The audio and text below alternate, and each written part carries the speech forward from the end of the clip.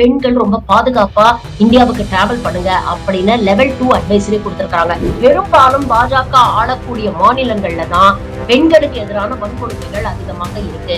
பெண்களுக்கு எதிரான இது போன்ற பாலியல் வன்கொடுமைகள் இப்பதான் அதிகரிச்சிட்டு இருக்கா? இந்தியாவுல பெண்களுக்கு பாதுகாப்பு இல்ல. அதனால நம்ம நாட்டு பெண்கள் இந்தியாவுக்கு போகும்போது கேர்ஃபுல்லா போங்க, தனியா போகாதீங்க. பெண்களுக்கு பாதுகாப்பான நாடு இல்ல அப்படின்னு நம்ம மேல பிராண்ட குத்திக்கிட்டு இருக்காங்க. வணக்கம் நேர்களே, இது ஷர்மிளா டாக்கீஸ். நான் உங்கள் டாக்டர் ஷர்மிளா. 2 நாளா இந்த முருகன் மாநாடு ஒரு பக்கம், அப்புறம் நடிகர் ஸ்ரீகாந்த் அவர்கள் ஒரு ட்ரக் டிராபிக்கிங்ல மாட்டிக்கிட்டது இன்னொரு பக்கம் அப்படின்னு பல பரபரப்பான செய்திகள் வரும்போது, இடையில் இந்த செய்தியை பேசணும் அப்படின்னு நான் குறிப்பெடுத்து வச்சிருந்தேன். இன்னைக்கு அத பத்தி பேசணும்னு நினைச்சேன். அமெரிக்கன் டிராவல் அட்வைசரி ஒண்ணு US embassy and consulate release பண்ணிருக்காங்க. இதுல என்ன சொல்லியிருக்கிறாங்க அப்படின்னு பாத்தீங்கன்னா, violent crime and terrorism occurs in India அப்படின்னு சொல்லி, அமெரிக்காவில இருந்து டூரிஸ்டா இந்தியாவுக்கு வரவங்க மிகவும் பாதுகாப்பாக இருக்கணும். குறிப்பாக பெண்கள் தயவு செஞ்சு தனியா டிராவல் பண்ணாதீங்க அப்படின்னு அவங்களுடைய டிராவல் அட்வைசரியில சொல்லியிருக்காங்க. முக்கியமான பாயிண்ட்ஸ் என்ன சொல்லியிருக்காங்க அப்படின்னு பாத்தீங்கன்னா, rape is one of the fastest growing crimes in India. வெளிநாடுகள்ல இருந்து இங்க வரக்கூடிய பெண் டூரிஸ்ட்கள் கிட்ட பாலியல் வன்கொடுமை குற்றங்கள் அதிகமாக நடக்கிறது. Violent crimes including sexual assault happen at tourist sites and other locations with little or no warning அப்படின்னு சொல்லியிருக்காங்க. Violent crimes, terrorism acts எங்கெல்லாம் நடக்குதுன்னு பாத்தீங்கன்னா, பெஹல்காமை குறிப்பிட்டு டூரிஸ்ட் லொகேஷன்ஸ், அதே மாதிரி transportation hubs, markets and shopping malls, government facilities. Government ஃபெசிலிட்டிஸ்லயே இங்க வெளிநாட்டுல இருந்து வரக்கூடிய டூரிஸ்டுக்கு இந்த மாதிரி பாலியல் வன்கொடுமைகள் நடக்குது. அதனால பெண்கள் ரொம்ப பாதுகாப்பா இந்தியாவுக்கு டிராவல் பண்ணுங்க அப்படின்னு லெவல் 2 அட்வைசரி கொடுத்திருக்காங்க. யுஎஸ் மட்டும் தான் கொடுத்திருக்கா அப்படின்னு பாத்தீங்கன்னா இல்ல. யுனைடெட் கிங்டம், கனடா, ஆஸ்திரேலியா, இப்படி வரிசையா எத்தனையோ நாடுகளை நம்ம சொல்லிட்டு போகலாம். எல்லாருமே சொல்லக்கூடிய ஒரே விஷயம் என்ன அப்படின்னா, இந்தியாவுல பெண்களுக்கு பாதுகாப்பு இல்ல. அதனால நம்ம நாட்டு பெண்கள் இந்தியாவுக்கு போகும்போது கேர்ஃபுல்லா போங்க, தனியா போகாதீங்க, லேட் நைட்ல டிராவல் பண்ணாதீங்க, முக்கியமாக தனியா எந்த இடத்துக்கும் போயிடாதீங்க. ஏன்னா எங்க, எப்போ, எப்படி, எந்த ரூபத்துல ஆபத்து வரும்னு தெரியாது அப்படிங்கிற ஒரு விஷயத்த சொல்லியிருக்காங்க. இத நாம எளிதில் அப்படி கலந்து போயிட முடியாது. சோ இத பத்தி இன்டர்நெட்ல என்னென்ன தரவுகள் இருக்கு, என்சிஆர்பி கிட்ட எவ்வளவு ஃபாரின் டூரிஸ்ட் வராங்க, எவ்வளவு பேர் மேல இந்த மாதிரி அட்டாக்ஸ் நடந்திருக்கு, குறிப்பாக பெண்களுக்கு எதிராக இது போன்ற பாலியல் வன்கொடுமைகள் எவ்வளவு நடந்திருக்கு அப்படிங்கிற டேட்டாவை எடுக்கலாம் அப்படின்னு பாத்தீங்கன்னா, இதற்கான விரிவான டேட்டாவை இந்த கவர்மெண்ட் மெயின்டைன் பண்ணல அப்படிங்கிற ஒரு விஷயம் நமக்கு இன்னும் அதிர்ச்சி தருது. வெளிநாட்டுல இருந்து இங்க வரக்கூடிய டூரிஸ்ட் உடைய பாதுகாப்பை முதல்ல உறுதி பண்ணணும். இது போன்ற தவறுகள் அவங்களுக்கு இழைக்கப்படும் பொழுது அத பத்தி சரியான தகவல்களை சேகரித்து வைக்கணும் அப்படிங்கிற பொறுப்பு கூட இந்த அரசாங்கத்துக்கு இல்ல. ஆனா கிடைச்ச தரவுகளை வைத்து பார்க்கும் பொழுது நீங்க பாத்தீங்கன்னா, state wise crimes against women tourist கடந்த 2022ஆம் ஆண்டு மட்டும் மாநில வாரியாக நீங்க எடுத்து பாத்தீங்கன்னா, இந்த மாதிரி ஃபாரின் டூரிஸ்ட் இங்க வரும்பொழுது அவர்களுக்கு எதிராக நடக்கக்கூடிய பாலியல் வன்கொடுமைகள், பொதுவான கொடுமைகள், அதுல ரேப் கேசஸ், இது ரெண்டுத்தையும் ஒரு கிராஃபா நான் டிஸ்கிரைப் பண்ண சொல்றேன்.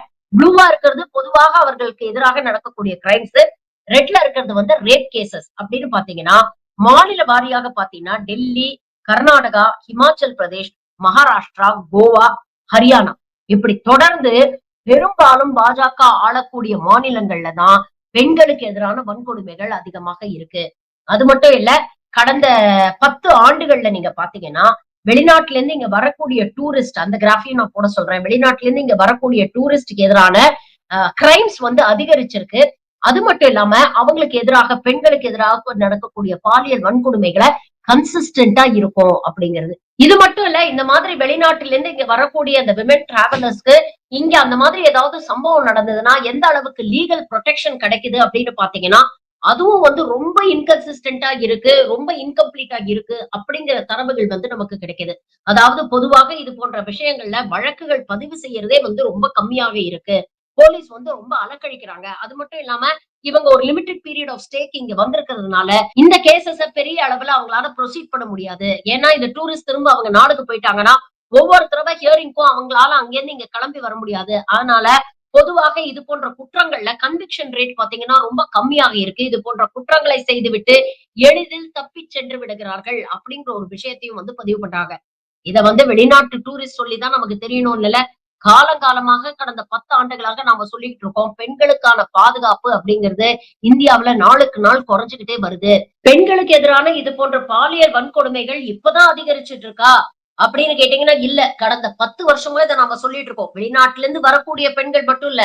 இந்தியாவில் இருக்கக்கூடிய பெண்களுக்கே இந்த நாட்டுல பாதுகாப்பு இல்ல. அதுவும் குறிப்பாக பாஜக ஆளக்கூடிய மாநிலங்கள்ல எந்த அளவுக்கு பாதுகாப்பு இல்லன்னா, நேத்து கூட பாருங்க ராஜஸ்தான்ல ஒரு பிரான்ஸ்ல இருந்து வந்த ஒரு டூரிஸ்ட், ஒரு லேடி டூரிஸ்ட அவங்களுக்கு பார்ட்டிக்கு கூட்டிட்டு போறேன்னு சொல்லிட்டு கூட்டிட்டு போய் அதுல வந்து ஜூஸ்ல ஏதோ போதை மருந்த கலந்து குடுத்து வீட்டுக்கு கூட்டிட்டு போய் வீட்ல வச்சு பாலியல் வன்கொடுமை செஞ்சிருக்காங்க. அவங்க நேத்து கம்ப்ளைண்ட் ரெஜிஸ்டர் பண்ணியிருக்காங்க. எந்த அளவுக்கு அதுல வந்து நடவடிக்கை எடுக்க போறாங்க, இது எந்த அளவுக்கு இந்த கேஸ் ப்ரொசீட் ஆகும் அப்படிங்கிறது தெரியாது. ஆனா வழக்கம் போல் இது வந்து காலம் கடந்து இது காணாமல் போயிடும் அப்படிங்கிறது மட்டும் நமக்கு நல்லா தெரியும். அப்போ இது போன்ற விஷயங்கள் தொடர்ந்து உள்நாட்டில் இருக்கக்கூடிய பெண்களுக்கும் நடந்துகிட்டு இருக்கு.